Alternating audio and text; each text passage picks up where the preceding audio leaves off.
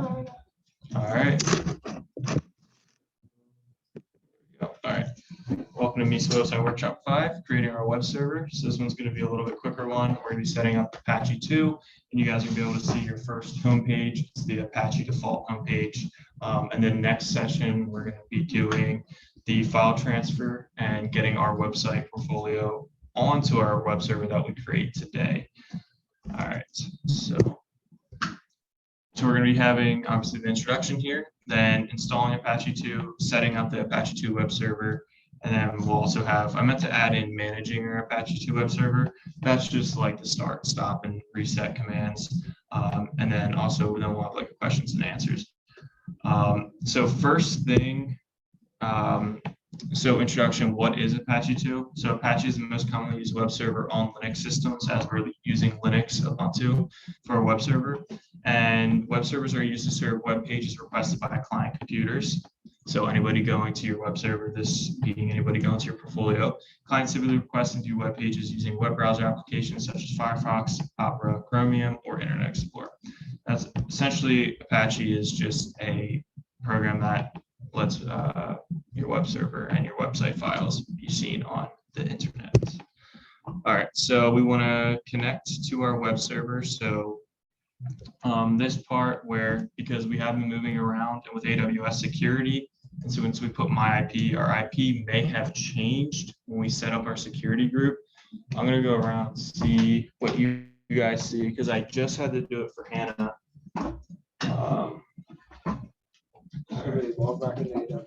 So go to Putty from now, and then click on your portfolio, click load. Okay, hit open. Let me see what goes on here. Yeah. So do you get a black screen too when you load on Putty? Yeah. Okay. So open your AWS panel. Here, I will do it on my computer so the recording can see it as well. So I know we have a few. So if you're getting a black screen when you're trying to connect through Putty, let me see if I have Putty open here. So I have Putty here, I have it open, it's already connected. So you're gonna go back to your instance here. This can take a second, everyone. So stop your instance, and we're gonna have to wait a little bit. Sometimes it takes a little bit to stop. You guys able to find where the stop's at? Oh yeah, that's right.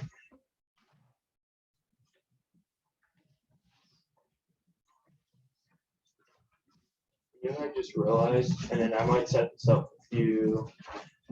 Put in password. Good thing it's password. Wait. Okay. Okay.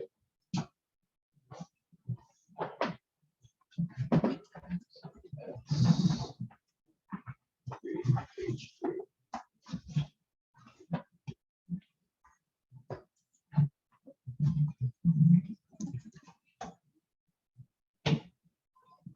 I just remembered, I think I can add you as a user on AWS from your account, and then you can manage the service from here. And I'll message you this week and we'll get that going. Just don't have time for today. All right, so we're gonna get your instance. And so instance state up here and stop instance. So when you stop this instance, it'll say successfully stopped. You guys see your public IPv4 address right there. So that's so this address right here.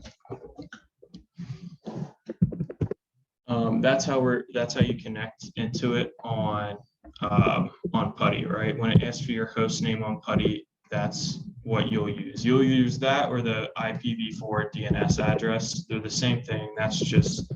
This is just a different way of, I guess, saying that for the IPv4 address.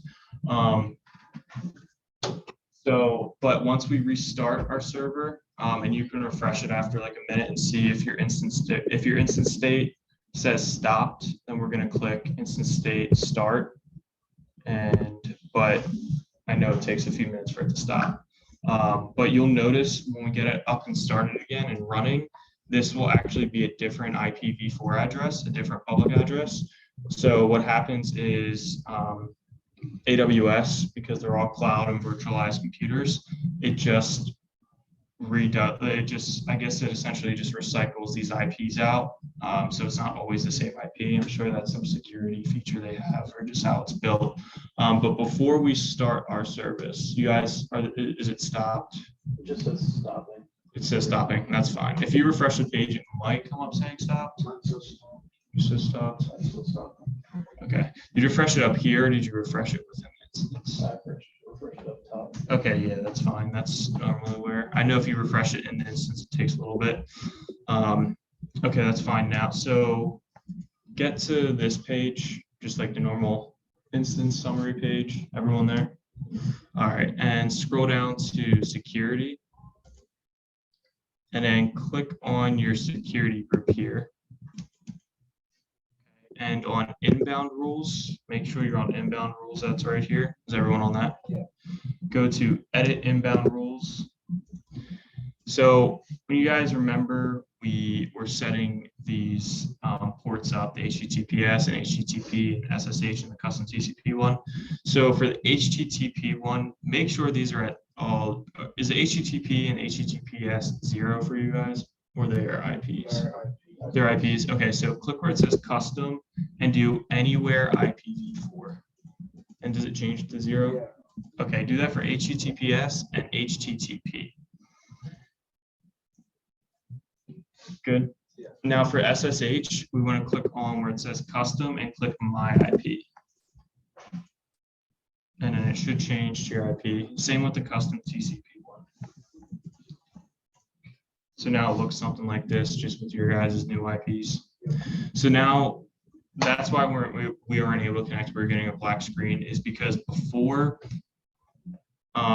also in the building here in West Virginia University, when you're connected, most likely it's not going to be the same IP when we set up the servers. Remember how we clicked my IP when we set up the servers? So that IP we're not using anymore on your laptops.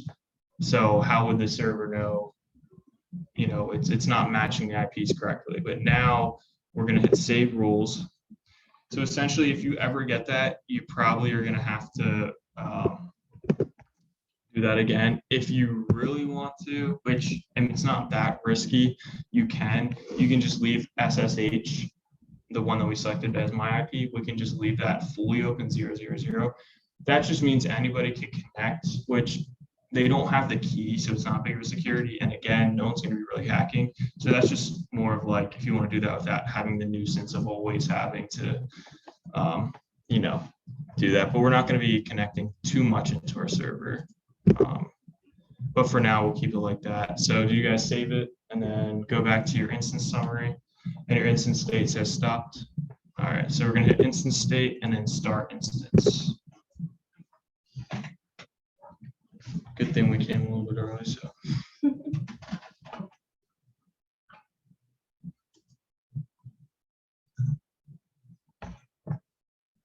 Yeah, the other day I was like pulling my hair. I was at home and I was like not able to connect. I was like, why the hell can I not connect? I remember that's why. All right, so we're gonna give it a little bit to start up again.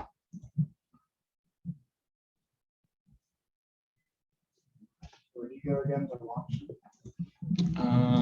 On the dashboard? Or? Yeah, and then are you on the dashboard? Oh, instances. Go to click the exit running. I'll be back. Oh my God. And then start. Okay.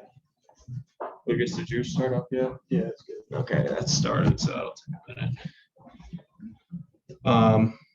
I don't know, you might have not remembered your IPv4 address from before, but it'll probably be, so open up PuTTY real quick and load in, remember the session we saved from before, whatever you guys named it in PuTTY, and in the IPv4 address area, or the hostname area, you see an IP in there? That's not the same as this public IPv4 address that you guys are seeing on your AWS now, right? All right, right. So that's an example how AWS is switched. So that was the old IP that we connected to. So there's no server running on that IP or the old IP, so we couldn't be able to connect to it. So you just want to copy it and replace that host name in PuTTY with the new IP that came up. Okay. Pray this works now. Save that, save, hit open, and hit accept. Okay, so you're in. Save food. Yep, save. Open. You should get like a little prompt that says yeah or accept or something on it. Yep, accept. And are you in the server? Awesome, awesome. So that's a little workaround you have to do with that. So pretty much you just have to edit the security group to your new IP or whatever IP that you're on. Or again, if you don't want to always have to do that, you can set it to 0.0.0.0, whatever that is, or anything. So now we can start and get into this section. So we're all in our console here. So let me go to present mode and I'll be following along with it. All right, so we all look like this. We're all in our console. So next, so this is where we're going to be installing Apache 2. And so in your terminal to connect to your web server, we're going to type, it's probably a little hard to see that, but sudo. So what sudo is like admin, like you're initiating the commands as admin.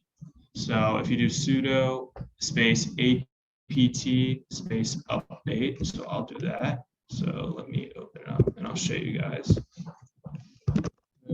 Apt. And this is making sure that we have all the latest packages and programs that come with Ubuntu all up to date. So we're going to be updating the system. So again, sudo is like, you ever get a program that you launch on Windows and ask like, do you want to run this as an administrator?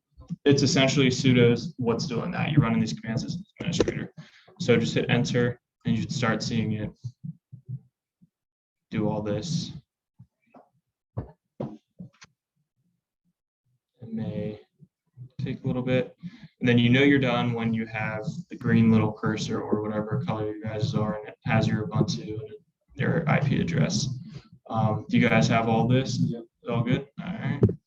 Let's go to back here. You're good. And then we're going to type, so this is where we're installing Apache 2, really simple. So sudo apt install Apache 2. So I'm going to do that. You guys going to type that in. Oh, sorry. Did I sudo type Apache 2. So it should be like that. Do you guys have that? Oh wait, forgot to. Right. You all have that.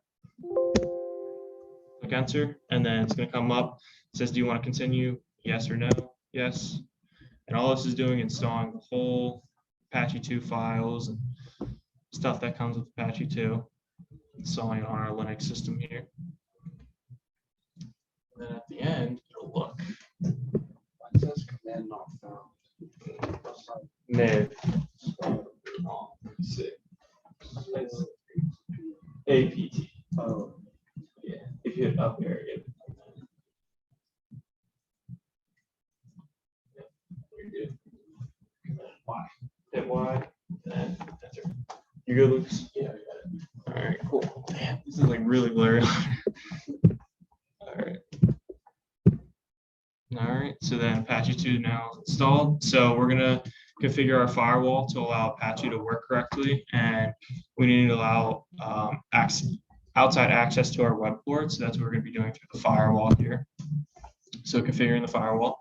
So sudo ufw app list is it essentially will show what applications, like Apache 2 is an application, what applications are allowed on the firewall or running on the firewall. So if we type in, sorry, I probably am blocking it. So can you, oh man. I'm trying to turn the lights down a little. Yeah. So type in sudo ufw app list. You got that already to type in. This is just something technically you won't. yeah. to do that. So these are the available applications that we have obviously installed. So we have OpenSSH, that's how we're connecting into our instance here. And then we have Apache, Apache Full, and Apache Secure. We're going to be doing, so the first thing we have to do before we allow Apache on our firewall is we have to enable the firewall. So default right now, the firewall is not enabled. So typing in sudo ufw enable, and that will enable the firewall. So you guys got that command up there, sudo ufw space enable, and type that enable.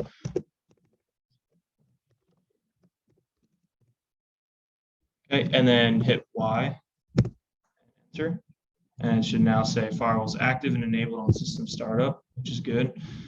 And then now we're going to be allowing the application Apache allowed on our firewall. So we're going to be typing in sudo space ufw space allow, and then in single quotes put Apache with a capital A. You guys have that all typed? Okay, I'm sure you guys can.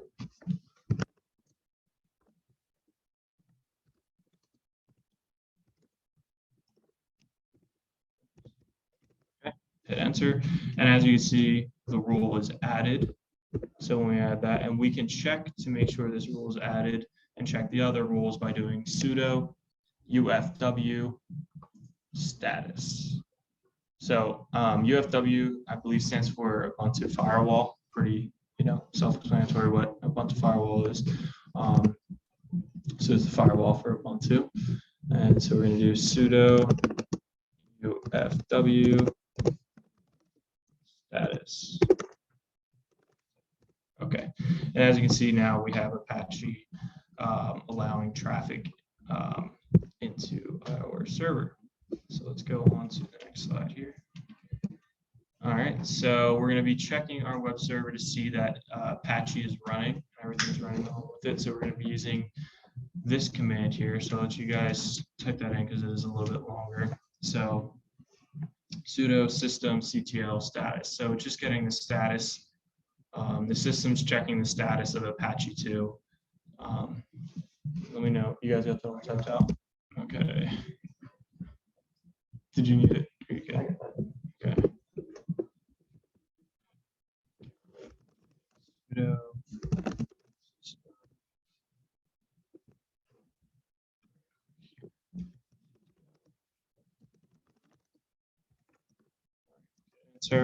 Enter. And as you can see, it says active running. And if you ever get in your terminal and it's looking like you can't type, like you hit enter, nothing's happening, right? Just hit Q and it should back out. So if you hit the letter Q, then you could back into your command line there. So it is active and it is running, which is good. It means your web server is running. And so you can check that if some reason your site's down, that could be one of the troubleshooting things that you do, is to make sure that your Apache 2 is running correctly. So we're going to be typing in on your terminal, you're going to type in curl space -4, and then ICANN has IP.com. So what this is doing is just grabbing, and you're able to find this through AWS, but since we're working in the terminal, it's easier to find the public IPv4 address that your web server is running on. So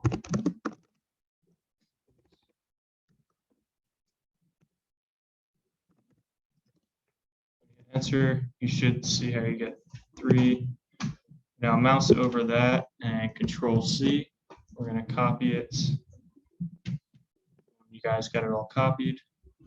All right, go into your web browser, Control V.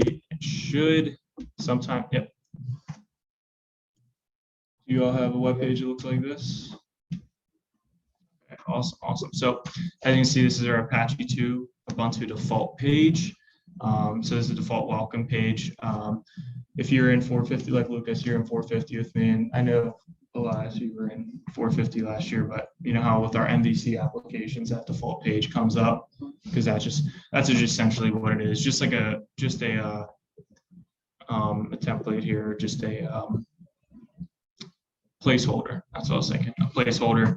And you can see like you should replace this file located at var www html index.html. And you guys seen that we've been working with our portfolios. Index.html was our main HTML file. So that's essentially what this is, just an index.html file that has, you know, all of this on it that they had as a placeholder. And that's what we're going to be getting into next session. It gets, because what we have to do now is set up our, let me go back to here. We're going to be setting up our, and I'll talk about this in a second. We'll be focused on setting up our web server to connect to our file transfer protocol. So that's FileZilla. We had you install files in the beginning, transfer our portfolio and website files onto the server. Usually with FTP, it's pretty straightforward and it's easier, but we're going to be having to use, and I should have said SFTP, so secure FTP. So secure FTP is just FTP, but more secure essentially. Since Amazon uses the web key, there's a little bit more steps that are involved in going through it. And then also right now, so we saw that we just set up our Apache server or our Apache program on our server here, and we have to do that same thing with FTP. So we're going to have to install SFTP and get it running on Apache, and it would just, I feel like it could just be too long for one session, so I want to split it into another session. I know we kind of got through this quick. I was kind of leaving some more time just in case for any connection issues, which we did have in the beginning, but we resolved it pretty quick. So that was good. But I'm happy that we're actually able to connect or get this working. So our actual AWS server that we set up now has a working web server on it. And the next time we'll be transferring portfolio, and we'll be, you know, one step closer to finalizing it when we get our domain and SSL certificates. So a few things here with Apache 2, just managing the Apache process. So we'll have this PowerPoint up on the website, the MISA Club website. So you'll be able to reference this. And these commands, you probably won't be using them too much, but let's say your Apache 2 did stop or your web server is not responding and you can't go to your web server. These commands, as you can see, sudo systemctl enable Apache 2. So enable Apache 2 to start on every system boot. And actually, I'm going to have us do this. I'm going to have this do this now. I think it should be enabled by default, but I'm not 100% sure. So I'll let you guys start typing that into the command line. Because, so let's say your server goes down, you're going to want to, you know, launch it, or when you start up your server, you want it to start Apache 2. So every time you start your server on AWS, then Apache will start as well. So this is what that command does. Are you guys able to get it all typed in? Okay, I'll put it into mine as well. Just in case.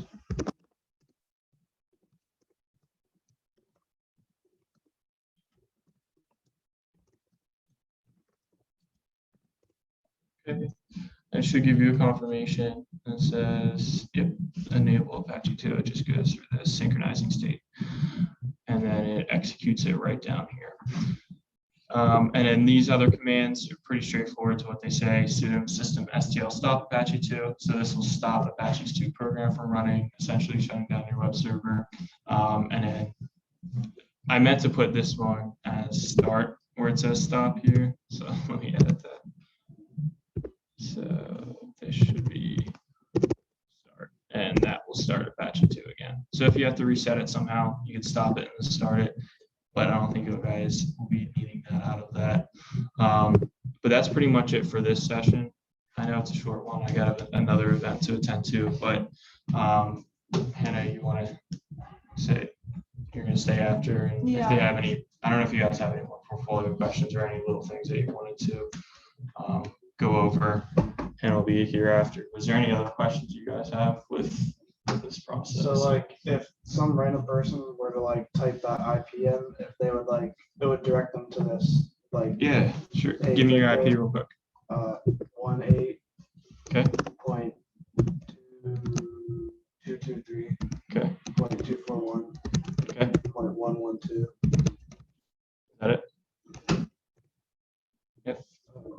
So now we're So on. that's like on my server, but Yep. So now I can connect to it. So that's essentially what we did here is like now our AWS server has a web server, anybody can connect to it. And when we get to, registering our domain, we're going to be taking this IP and converting it to, your name, portfolio.com, or what you want to register it as. So it's easier than giving an employer 18.223. And then as you can see at the top, it says not secure, because obviously we do not have an SSL certificate. And that's one of the future sessions that we're going to be doing too for that after the domain registration. But yeah, so we have our server running a website, and very obviously bare bones website, just this page. But once we get to the next session, we'll be uploading our portfolios, and you guys will be seeing your full portfolio, and anybody can access it. Any more questions? And the next session is going to be the week after Thanksgiving. Yeah, so I think what I'm going to do is this weekend, I'm going to record the next session because we have finals coming up in like kind of the end of the semester. So I'm going to record next session, and it's doing that the FTP thing, and then like it's going to be kind of just like a tutorial, like step by step on how to do it. And in the following session, if we have any questions about that, like what we did, I could answer them. Or let's say you did go through that recording, but something's still like messed up, can't figure it out. We can just either do it again. I can help you next session, or we can just meet up on Zoom sometime next week or the week after and get it. But I wanted to, just because we're a little bit behind the schedule, because when we started, we didn't start in like the beginning of the semester, so we only had a few weeks to. But we have 1 week on our, I think we had an extra week that we planned out just in case we were to fall behind a little bit. So I think we'll be good. We'll keep you updated in the group me on what we're doing. But as it stands, next Tuesday, obviously we're not going to have one, but look for like a recording, and I'll let you guys know if I get the recording up to go through it. If you want to, you don't have to over break, but and honestly, probably it'll be, you don't have to come onto campus or anything. You can just do it at your house. It'll probably take 20-30 minutes. And then obviously the week after that, we'll get back. Do we get back Monday? Do we have classes Monday? Okay. So yeah, we'll just have it again Tuesday, 5 p.m. So the following week. And then after that, I think it's finals week, right? I think so. Yeah, preparing for finals week. Yeah. Is it preparing for? Okay. So we'll kind of gauge after. Obviously not the next meeting that we have 2 Tuesdays from now. We'll kind of gauge where we're at, if people can attend another meeting for that like finals week, or maybe I'll have to do a recording again or something over that. Even if like worst case scenario, we don't get everything done right by the end of the semester, we should, but if we don't, we can always do like a Zoom session over winter break, like 1 or 2, or I can record the last video or something, if that's something. It's good that there's only like 3 of you, or I know 4, because I think Ben's following it. So there's not, like 20 people we're trying to manage, so that's good. But yeah, because it's our first time doing it, so next semester it'd be a lot easier because we'll have more time because we'll have the full semester, and then we have it more ironed out into what we're doing. We already have a lot of the slides made and stuff. Yep.